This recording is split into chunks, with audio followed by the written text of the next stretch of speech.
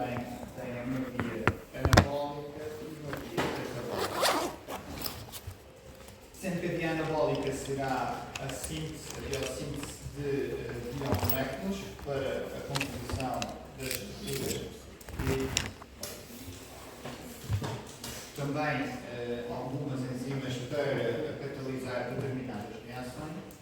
E o catabolismo será a degradação de determinadas macromoléculas para a obtenção de energia. Sendo que a principal molécula que é degradada nesta via catabólica é a glicose, através do processo de glicólise, para a produção de energia. Portanto, em termos bacterianos, para a produção de energia temos o catabolismo de nutrientes, a glicólise. A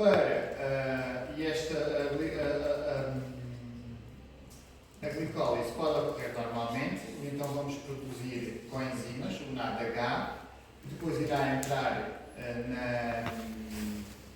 na fosforilação oxidativa, em que o oxigênio é o acelerador final de eletrões e produz então o ATP. Ou então, pode ocorrer a fosforilação ao nível do substrato, que é um processo menos eficiente em termos de produção de energia. O que vai acontecer é que a bactéria catalisa, adiciona um fósforo à glicose e depois existe uma molécula de ATP que irá retirar esse fósforo produzindo ATP. Aqui o saldo energético é muito menor do que se a glicólise ocorrer normalmente, indo depois os coenzimas para a cadeia transportadora de elétrons com produção de energia. Isto na presença de oxigênio. Se a bactéria não tiver na presença de oxigênio, realiza-se um processo que nós chamamos de fermentação. Na presença de oxigênio é a respiração, na ausência de oxigênio é o processo de fermentação. Existem alguns tipos de fermentação. Se o aceitador final de eletrões não for o oxigênio e for, por exemplo, o acetaldeído, que acontece no final da glicólise, quando existe a conversão do piruvato em acetilcoenzima A, certo? Aqui vai ocorrer um processo que é uma molécula, que é o acetaldeído, vai receber os eletrões e forma-se etanol. Portanto, é a fermentação alcoólica. Que é aquilo que nos acontece quando estamos a fazer exercício físico muito intenso e temos aquilo que nós chamamos de dor de burro, câimbras nos músculos, porque os nossos músculos começam a produzir, a produção de energia é necessária tanta energia nos músculos para o exercício que nós estamos fazendo, que a glicólise leva muito tempo, portanto não é suficiente. Então o que é que acontece no nosso organismo? Antes de acontecer o ciclo de Krebs, retira logo os eletrões do piruvato para formar etanol. E o etanol nos músculos provoca dores. Desculpem, não é esta. Isto é o que acontece para a produção de cerveja. Ok? Desculpem, para a produção de cerveja ocorre fermentação alcoólica, em que se forma etanol. A história dos músculos é outra fermentação, que é a fermentação láctica. Okay? Em que o piruvato é o aceitador final de eletrões e forma-se ácido lático. E o ácido lático nos nossos músculos provoca dor. Está bem?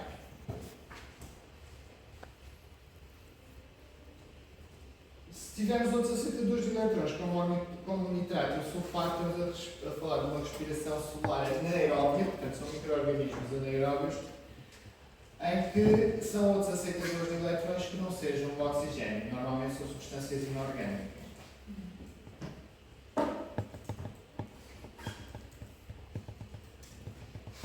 Tem aqui o exemplo da fermentação. Eu não vou entrar em pormenor nisto, ok? Não é o objetivo da disciplina. Tem aqui o exemplo da fermentação alcoólica, em que o NADH vai retirar eletrões precocemente numa outra molécula, convertendo os eletrões ao acetaldeído para formar etanol. Okay? Isto é o que acontece numa respiração aeróbica.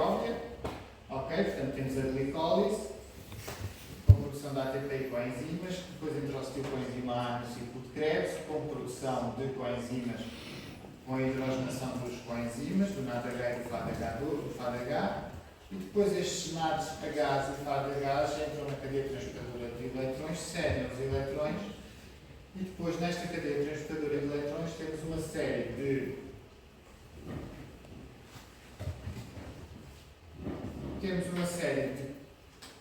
coenzimas, que é isto, em que os eletrões vão se movimentar através destas coenzimas e no final temos uma enzima que é a ATPase, que a movimentação destes íons para dentro e para fora da célula faz com que esta enzima produza ATP.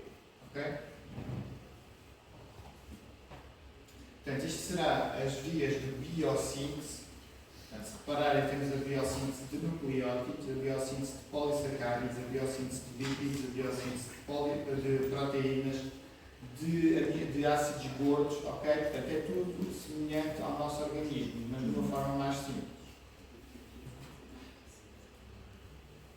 Em relação ao crescimento bacteriano, todas as bactérias têm este gráfico de crescimento, em que temos algumas fases. Temos a fase lag, que é a fase em que não existe crescimento bacteriano, a fase de crescimento exponencial, em que uma bactéria dá origem a 2, 2 dá a 4, 4 a 16, 16 a 32 e por aí fora. É um crescimento exponencial.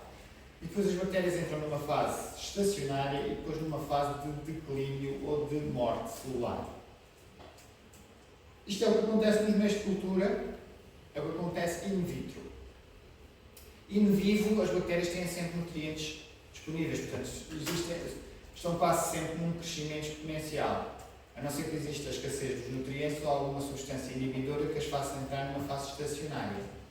Que é o que acontece na nossa microbiota normal. As nossas bactérias da microbiota normal não crescem mais porque têm um certo número, a quantidade de nutrientes é limitante e também existem outras bactérias a competir com elas que façam com que elas fiquem numa fase estacionária de crescimento. Não existe um crescimento muito acentuado. Nos meios de cultura, quando nós inoculamos um produto no meio de cultura, existe esta fase lag, ou seja, as bactérias estão no meio de cultura, mas ainda não começaram a multiplicar-se. Estão a ambientar-se no meio de cultura e a assimilar os nutrientes. Quando a bactéria começa a utilizar os nutrientes, entra numa fase exponencial de crescimento, em que toda a gente sabe o que é uma fase exponencial, em que o número de bactérias é determinado, é um número elevado ao N. Portanto, uma bactéria forma 2, 2, 4, 4, 16, 32, 64, 128 e por aí fora. É uma fase exponencial de crescimento. Em que a bactéria está a utilizar ativamente os nutrientes e a produzir, produtos resultantes do metabolismo. O que vai acontecer é que, numa determinada altura, a quantidade de nutrientes existe um equilíbrio entre o crescimento bacteriano e os nutrientes, ou seja, a bactéria não se multiplica exponencialmente porque também já não tem muitos nutrientes para este crescimento exponencial, mas existe um equilíbrio entre a quantidade de nutrientes e a quantidade de bactérias. E a bactéria entra numa fase estacionária, ou seja, a multiplicação não é muito exagerada. O número de mortes bacterianas é igual ao número de células filhas, ok? Portanto, o número de células bacterianas novas é igual ao número de células bacterianas que morrem. Portanto, entramos numa fase estacionária de crescimento. Chega a uma altura em que começa a existir escassez de nutrientes no meio de cultura e há a acumulação de produtos tóxicos resultantes do metabolismo. E a acumulação desses produtos produzidos pelas bactérias vai verificar a sua morte. As bactérias entram numa situação de autólise, de morte celular. Então, as bactérias entram numa fase de declínio ou de morte celular, em que as bactérias começam a morrer, começam a desaparecer do meio de cultura. In vitro, o ideal serão as 24 horas em que a bactéria entrou na fase exponencial e está numa fase estacionária. Após as 24 horas, corremos o risco das colónias de bactérias desaparecerem, porque as colónias entraram numa fase de declínio. Ok?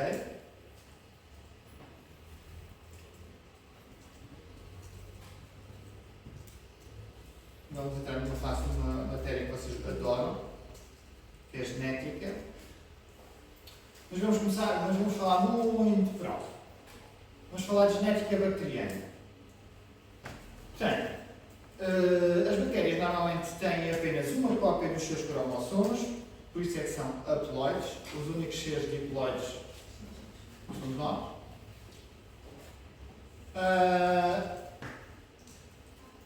Por vezes as bactérias podem conter material extracromossomal, portanto material genético não faz parte do cromossomo bacteriano, e esse material genético chama-se plasmídios,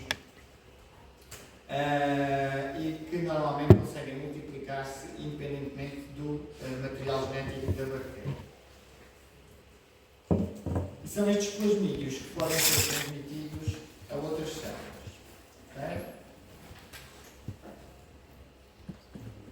Agora, como é que a bactéria se replica? Portanto, para produzir células-filha, a bactéria precisa de replicar o seu DNA. E esta replicação do DNA é uma replicação semi-conservativa, que nós já vamos ver, que vocês já devem saber o que é, mas a replicação do DNA bacteriano inicia sempre numa sequência de nucleótidos chamada de origem, designada por ORIC, em que essa sequência de nucleótidos vai se ligar à membrana citoplasmática da bactéria, onde se encontram enzimas como a helicase, que vai começar a abrir a dupla hélice de DNA. Esta helicase, na membrana citoplasmática, liga-se ao DNA bacteriano e começa a abri-lo. Posteriormente, vai uma outra bactéria chamada primase. E o que é que a primase faz? Portanto, a helicase abre a cadeia de DNA e a primase vai sintetizar primers. Toda a gente sabe o que é que são primers? Vai sintetizar pequenas sequências de DNA para se iniciar a replicação das cadeias. E essa replicação das cadeias é conseguida através da DNA polimerase DNA dependente, que se vai ligar a esses primers e vai começar a ler a cadeia de DNA da bactéria e vai formar uma cópia igual. Okay? E é assim que as bactérias se vão replicar o seu DNA. Atenção que a DNA polimerase DNA dependente só funciona no sentido de 5' 3'. Não consegue sintetizar DNA no sentido de 3', 5'. E para isso, o que é que acontece?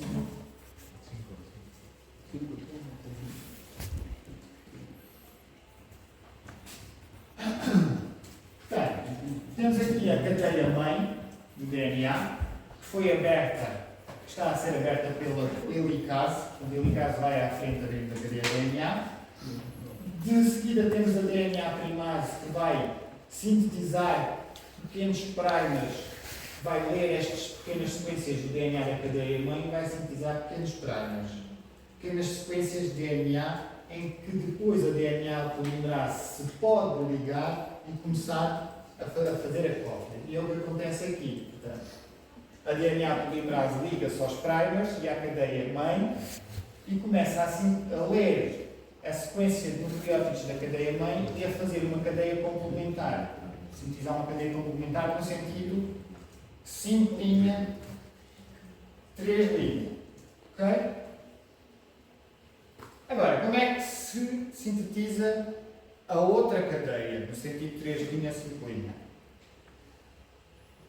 A DNA polimerase não consegue fazê-lo de forma contínua. Então o que vai acontecer é a primase vai sintetizar ao longo desta cadeia pequenos primers. Nós chamamos de fragmentos de Okazaki. De seguida, a DNA polimerase liga-se a esses primers e vai fazer sintetizar pequenas sequências no sentido de 5', 3'. Ok? Mas essa síntese não é contínua, porque vai haver pedaços da cadeia que estão por preencher, porque ela só consegue, imagina, está aqui o primer, ela só consegue sintetizar um bocadinho, depois passa para o outro e um bocadinho. Vão ficar espaços por preencher. Então entra uma outra enzima, que é a DNA ligase. Como é que ela está? Ali. que vai pegar nessas sequências vazias, vai ler a cadeia mãe e vai preencher com nucleótidos. Ok?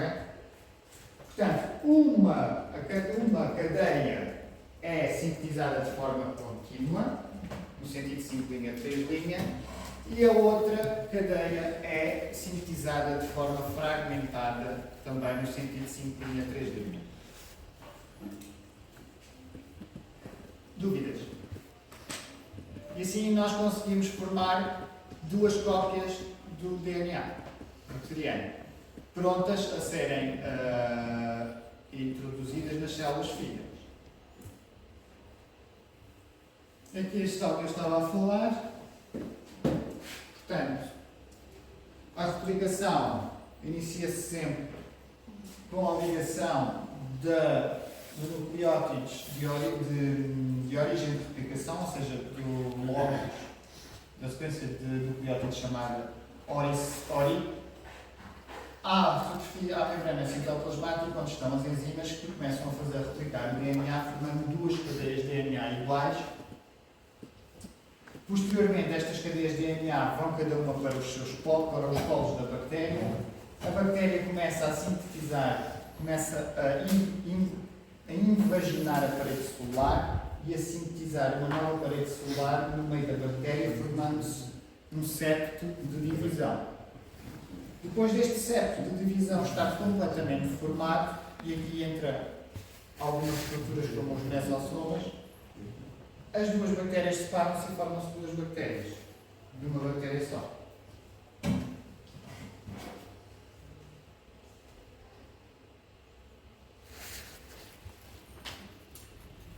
Agora, as bactérias também podem transferir DNA. Como é que as bactérias conseguem transferir DNA?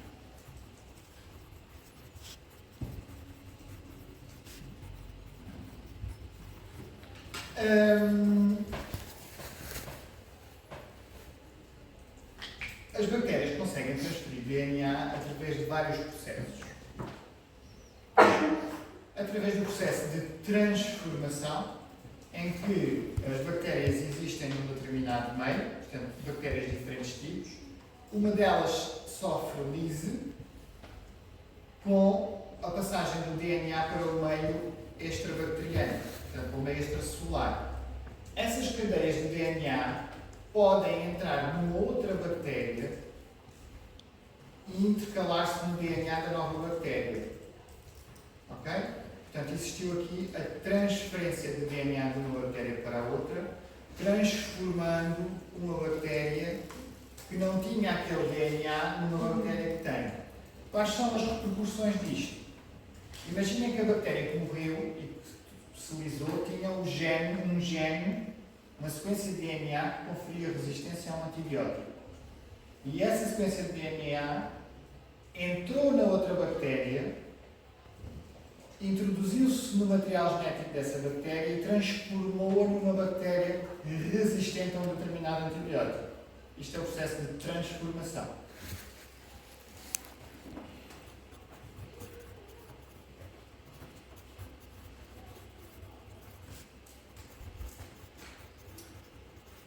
O processo de transdução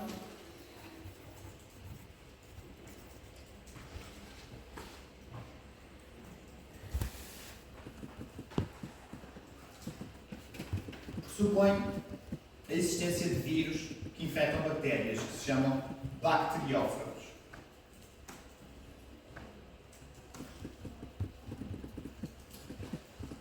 Todos sabem como é que os vírus se replicam?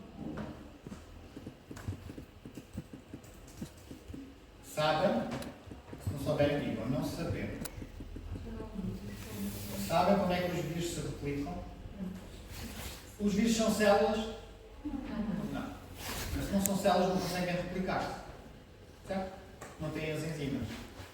Então o que é que os vírus fazem? Os vírus infectam células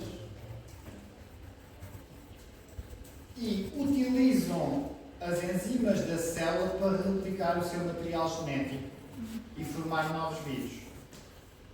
Portanto, utilizam toda a maquinaria da célula, as enzimas para replicar o seu material genético e depois as enzimas, o retículo endoplasmático para produzir proteínas da cápsula do vírus, as enzimas da célula para montar o vírus, ok? Portanto, utiliza toda a maquinaria da célula para formar um novo vírus. E muitos deles, a seguir, saem da célula provocando a morte celular. Nas bactérias existem vírus que parecem naves espaciais, semelhantes àquelas que aterraram na Lua, que são os bacteriófagos. E os bacteriófagos são constituídos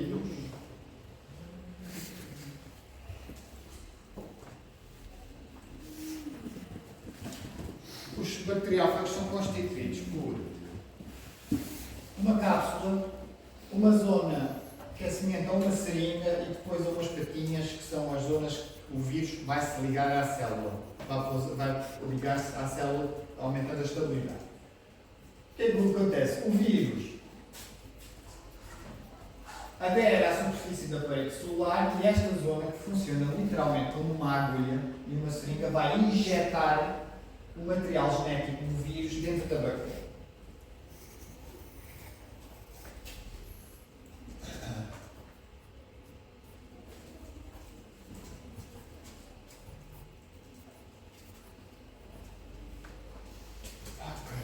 Não há uma imagem como esta.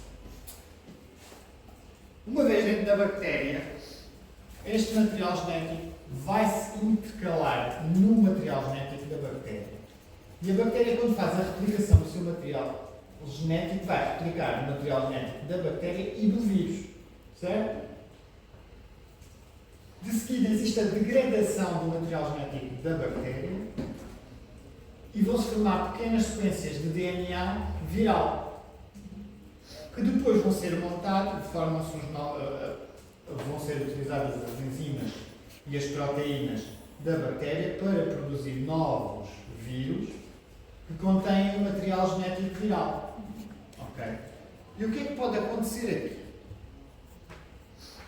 Pode acontecer que uma destas sequências virais tenha uma parte da sequência bacteriana. E essa sequência bacteriana pode ser uma sequência de nucleótidos que confere resistência a um determinado antibiótico. O que é que vai acontecer? Este bacteriófago, que contém a sequência de DNA bacteriana, que confere resistência à bactéria, da bactéria a antibióticos, pode ir infectar uma outra bactéria e a bactéria adquirir essa sequência de DNA. Porque as bactérias nem sempre são destruídas pelos vírus.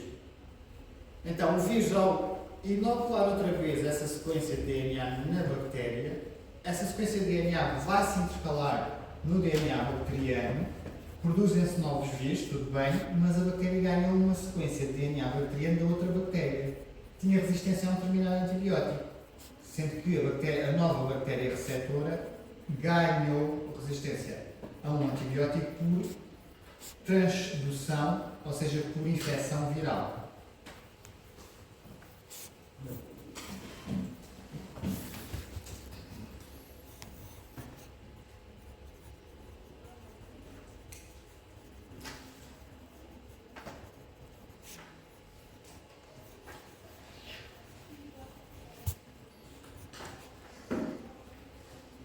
O outro processo é o processo de conjugação.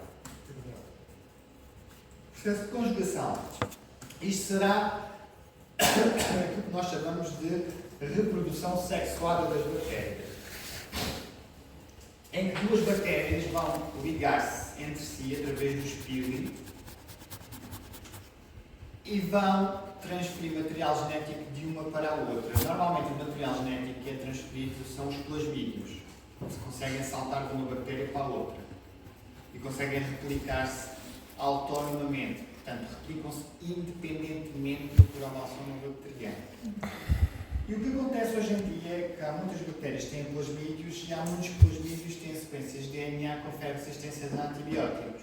Portanto, se duas bactérias viverem no mesmo ambiente e conjugarem-se entre si, conjugarem-se uma à outra, através do espírito, uma que tem o plasmídio confere resistência ao antibiótico, esse plasmídio pode replicar-se e essa réplica ser transferida para a outra bactéria. E a outra bactéria, que não era resistente ao antibiótico, tornou-se resistente ao antibiótico por conjugação. Ok? Entendido? Tem aqui então o processo de conjugação, em que a bactéria que contém o plasmídio é chamada de F+, e a outra de F-. A F+, o plasmídio replica-se, vai para dentro da F-, e uma bactéria F+, transforma uma bactéria F- em F+. Ok?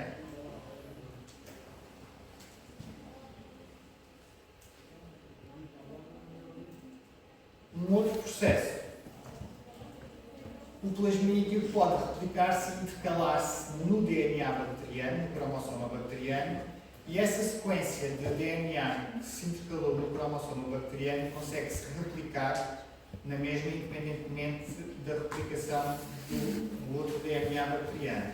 Então essa região replica-se, sai da célula dadora e vai para a célula receptora, que é a outra imagem à vossa direita. Está bem? Que é o plasmídio.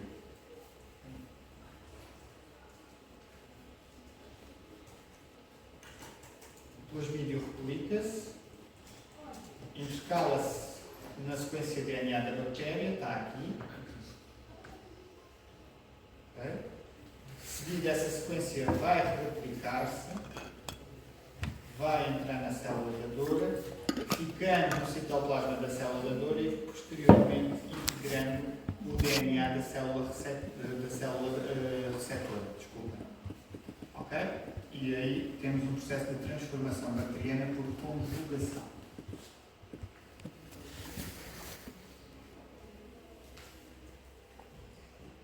Agora, eu tenho que estar a falar de plasmídios, portanto interessa falar, a dizer o que caracterizaram os plasmídios. Os plasmídios são pequenas sequências de DNA que se replicam independentemente do cromossoma bacteriano. A maioria dos plasmídios são circulares, de cadeia dupla de DNA.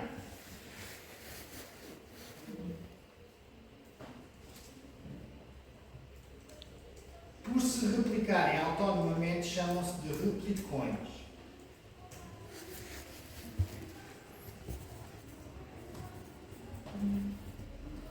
E os plasmídios que se conseguem integrar no cromossoma bacteriano chamam-se de epissomas.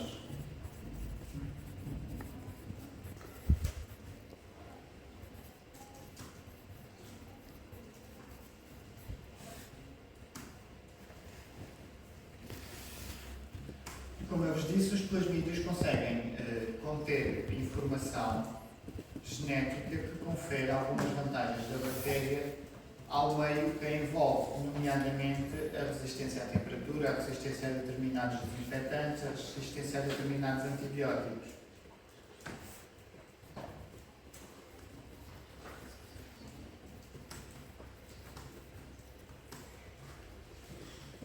Mas eu tenho estado aqui a falar que o DNA sai de uma bactéria para a outra e depois integra o cromossoma bacteriano. Essa integração no cromossoma bacteriano chama-se de recombinação genética. E como é que existem dois tipos de recombinação genética? Ou a sequência de DNA que se vai integrar no cromossoma bacteriano, as duas são homólogas, ou seja, os pares de bases são homólogos, ou então é uma recombinação não homóloga, em que existe uma ligação na mesma do DNA, ok? Com algumas falhas, sendo uma ligação menos estável do que a ligação homóloga. Mas existe quase um forçar de ligação, em que os pares de bases não são homólogos. Nem todos são.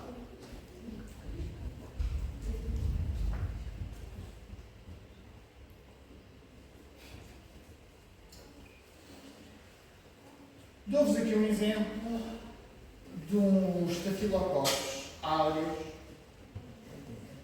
resistente à vancomicina.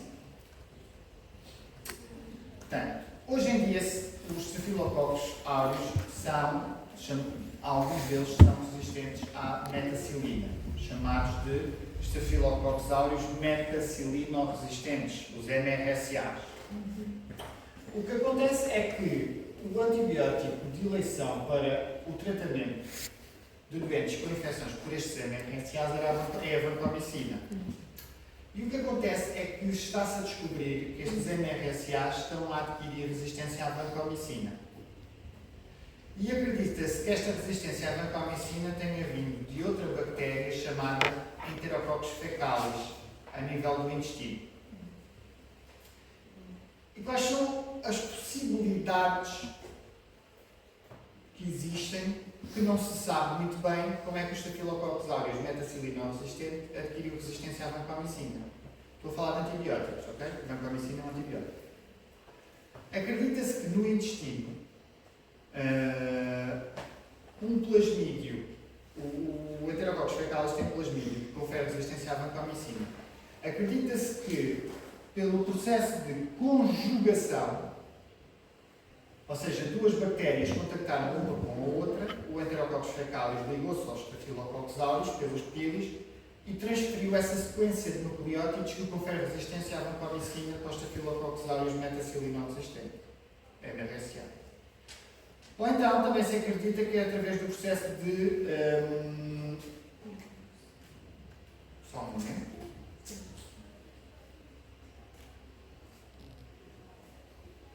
Isto aqui está mal.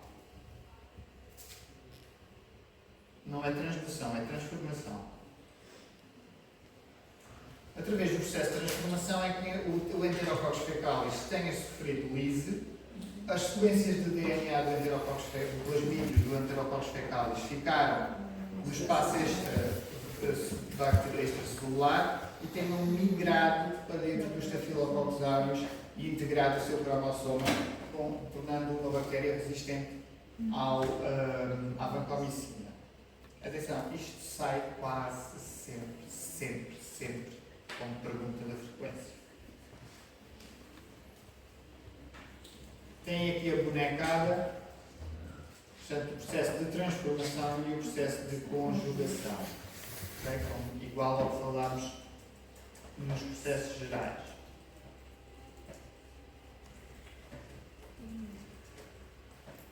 Agora, sabendo todas estas coisas,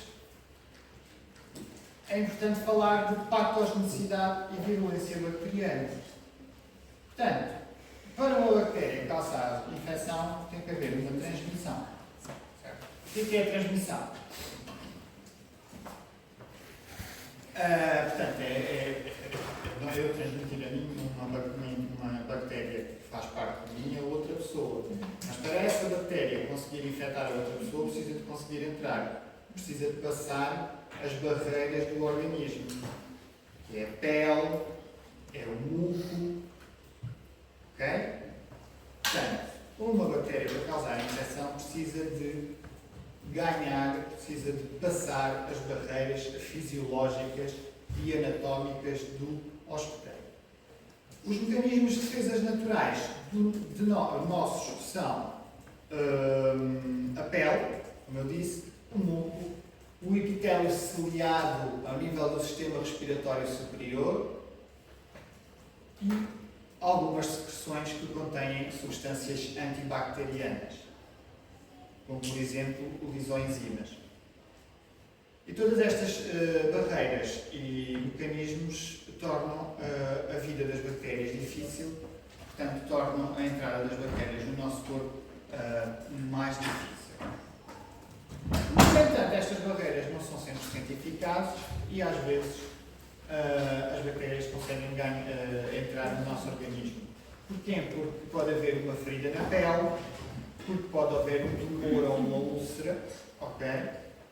E que permitem a entrada de bactérias no nosso organismo.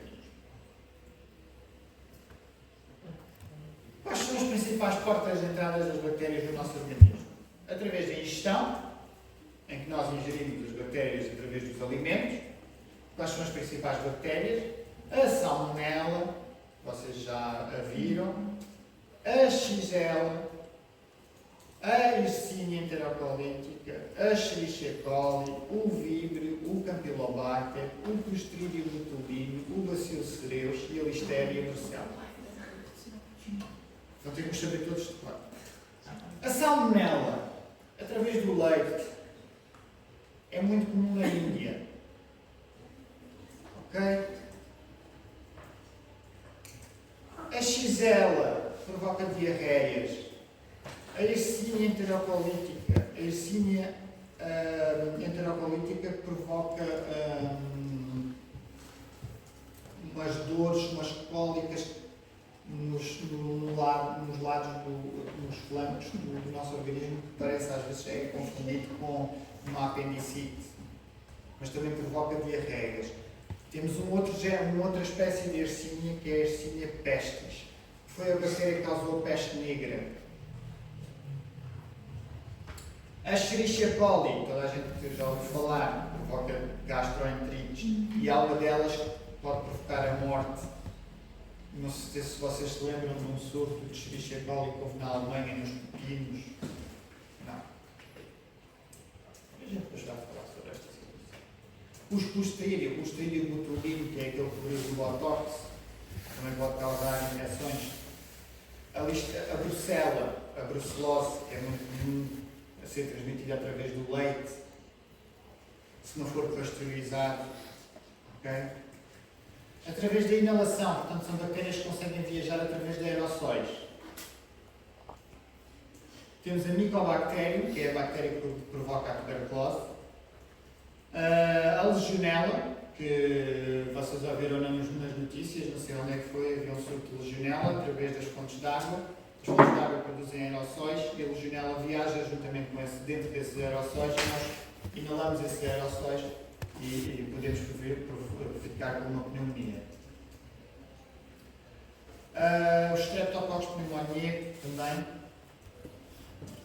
Bactérias que conseguem entrar através do trauma. Portanto, imaginem que vocês estão a jogar futebol num relevado e caem e esfolam o joelho. O que é que acontece? Nesse relevado existe um clostridio que se chama Clostridio tetani. Isto é que nós somos vacinados contra o tétano. Ao esfolarmos o joelho na relva, pode o Clostridio tetani entrar no nosso organismo e causar tétano. Isto é que nós temos de ser vacinados contra o tétano.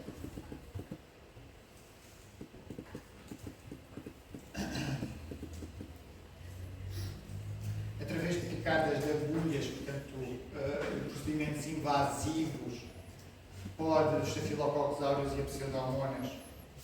Através de picadas de artrópodes, de carraças, por exemplo, temos a rickettsia e a borrelia, que são muito comuns nos países por picada de carraça, ou através das picadas das pulgas, podem nos transferir Yersinia pestis, que causou a peste negra. As pulgas, primeiro, o reservatório natural de peste negra são os ratos. Os ratos têm Yersinia pestis e as pulgas, ao picarem os ratos, ingerem o sangue dos ratos, que contém Yersinia pestis, fica acumulado no estômago da pulga. E a pulga, quando nos vem picar, a primeira coisa ela faz, pica e injeta o conteúdo gástrico para a nossa corrente sanguínea. Injeta desta Yersinia pestis, ok? E depois temos, através da transmissão sexual, temos a Neisseria gonorreia, que causa a gonorreia, a Chlamydia trachomatis e o Treponema pallidum, que causa a sífilis. É bom que se vão habituando aos nomes, porque o segundo semestre vai ser o terror. Ok?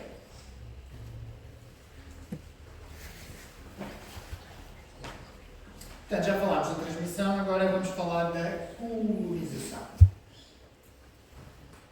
Portanto, a bactéria consegue entrar no organismo, mas precisa de se ligar a uma determinada superfície. Precisa se ligar ao tecido, a um tecido ou uma célula. E estas ligações ocorrem através de uma aderência que não é específica, ok? Portanto, que envolve a interação da bactéria à superfície da célula hospedeira. E normalmente esta interação é conseguida através das fímbrias e de algumas adesinas que existem na superfície da bactéria. E depois temos uma adesão específica em que é tipo o mecanismo de chave-fechadura. A gente já ouviu falar disto. em que existe um receptor na superfície das células eucariotas que se liga perfeitamente a um determinado antigênio na superfície da bactéria e a bactéria consegue aderir à célula hospedeira. Ok? Portanto, temos dois tipos de adesão, uma adesão não específica e uma adesão específica. A adesão específica é mais forte, portanto a bactéria dificilmente sai da superfície da célula hospedeira. E aqui, eu não vou querer que vocês saibam isto tudo, mas para o próximo semestre vão saber, que são, tem a bactéria e o tipo de adesina que estimula ou que faz com que a bactéria adira à superfície da célula hospedeira. Temos os streptococcus piogénicos, que é através da proteína F, os streptococcus mutans, que é através da glicosiltransferase, os streptococcus pneumoniae, que é através de proteínas que se ligam à superfície da célula, os staphylococcus aureus, a mesma coisa, a Escherichia coli, através dos pili, ok? Portanto, para o semestre que vem, meus amigos, vamos voltar a isto e vamos estudar isto mais ao pormenor. Para já, ficam com o aviso.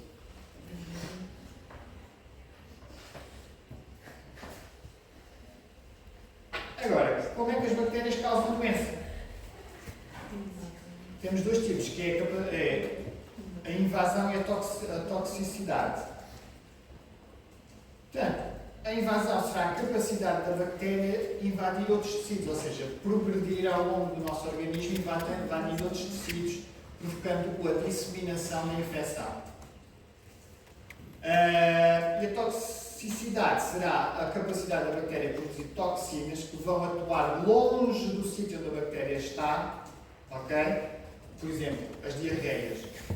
O Staphylococcus aureus por si só não nos faz mal, agora a toxina que é produzida por ele é que nos causa diarreia, ok? E causam doença, ok? Neste caso, causam doença não pela atuação da bactéria no sítio, mas sim pela produção de toxinas que vão atuar longe do local onde a bactéria está.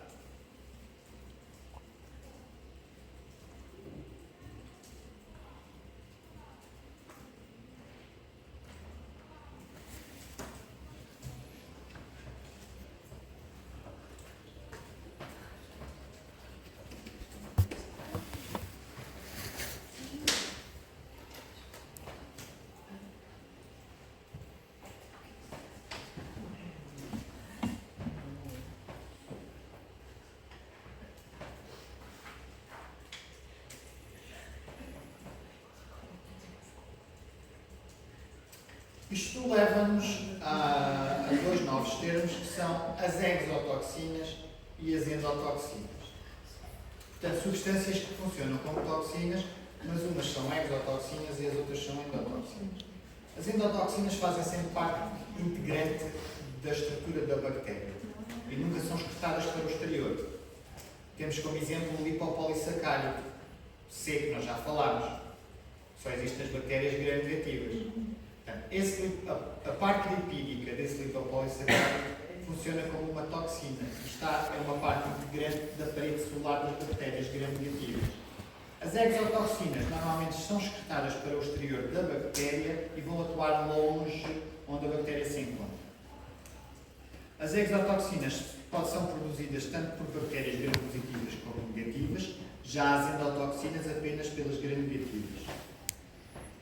As exotoxinas normalmente são polipéptidos e as endotoxinas normalmente é o lipopolissacárido. É a parte lipídica do lipopolissacárido que é responsável pela toxicidade.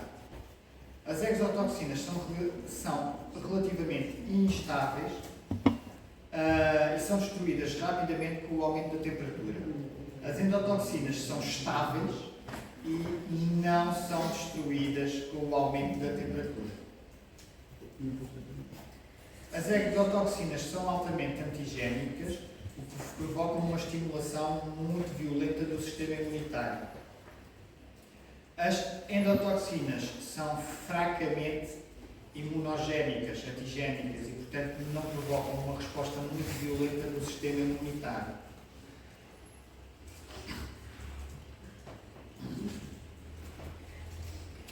As exotoxinas são altamente tóxicas podendo ser fatais para o hospedeiro.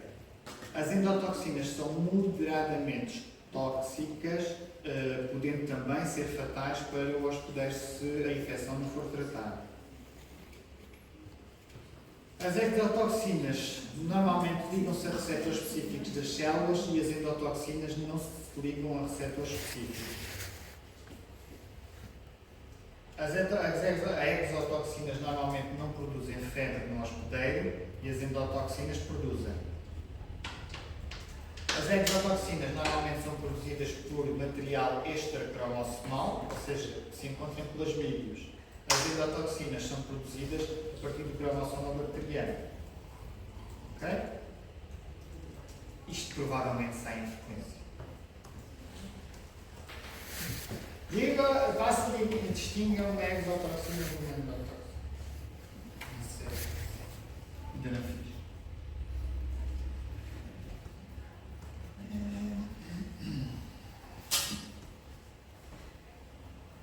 Agora, algumas substâncias, isto já não são toxinas, mas as bactérias podem produzir algumas proteínas, enzimas que facilitam o processo de invasão, no estabelecimento da doença. Por exemplo, uma das enzimas, que é a hialuronidase. E o que é a hialuronidase? A hialuronidase é uma enzima que degrada ácido hialurónico.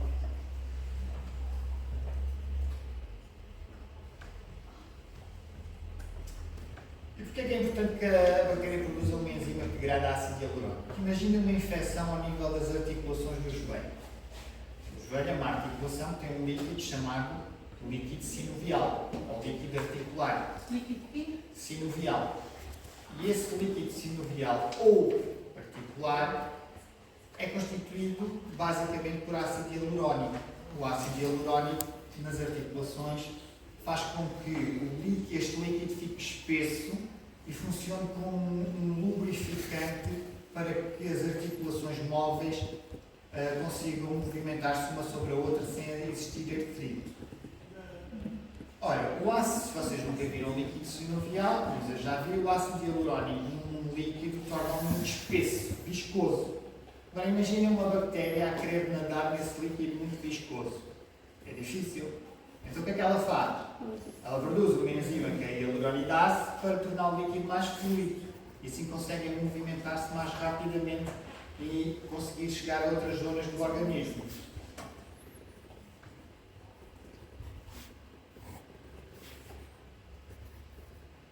O mesmo raciocínio é para a colagenase, para degradar colagênio, para a coagulase, que degrada coágulos. Imaginem, qual é a vantagem de uma bactéria ficar presa num coágulo? Nenhuma. Portanto, ela produz coagulase para degradar a fibrina do coágulo, para ela conseguir chegar a outras zonas do organismo. Vou falar assim das... Pronto, não precisamos muito mais.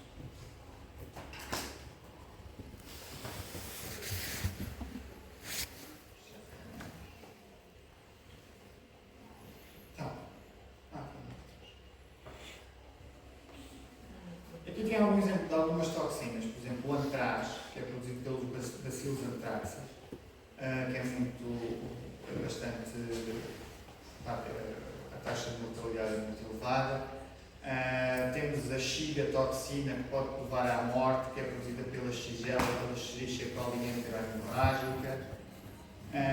Enterotoxinas produzidas pelo Staphylococcus aureus. Exotoxinas pirogénicas, são exotoxinas que provocam um aumento da temperatura corporal, produzida pelos Streptococcus pyogenes. Quem é que aqui já teve uma faringite? Daquelas fortes? Não, deixa-me dar. Os Streptococcus pyogenes é o agente causador de faringites. Faringite de tal forma que parece-nos que cortaram a garganta com uma faca. E ele pode causar febre por causa da toxina produzida, que são pirogénicas, que aumentam a temperatura corporal.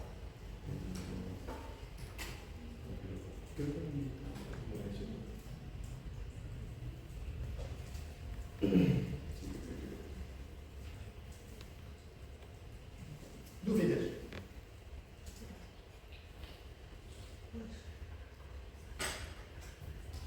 Sim? Foi assim muito difícil? Um bocado? Assustador. Sim, sim. Um bocado assustador. Não, assustador é muito. Um bocado difícil. O que é difícil? Sim. Também tem promessa. Mas eu só dei uma hora de aula. Ainda temos mais um bocadinho. Mas não, eu vou-vos deixar descansar, que eu prefiro assim. Vocês. Para a semana que vem, começamos no xixi e no gogó. Ok? Para a semana vamos falar da urina, finalmente, e depois vamos falar das fezes. E entretanto, este fim de semana estou de folga, não tenho aulas para dar, portanto vou estar de fim de semana, mas no domingo à tarde eu prometo que meto as aulas na tutoria. Só domingo à tarde, porque não me deste nos estudos.